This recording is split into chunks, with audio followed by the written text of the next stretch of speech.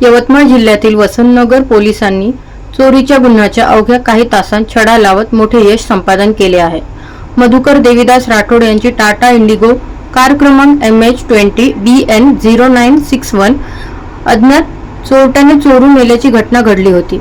या प्रकरणी वसंतनगर पोलीस ठाण्यात गुन्हा दाखल करण्यात आला होता।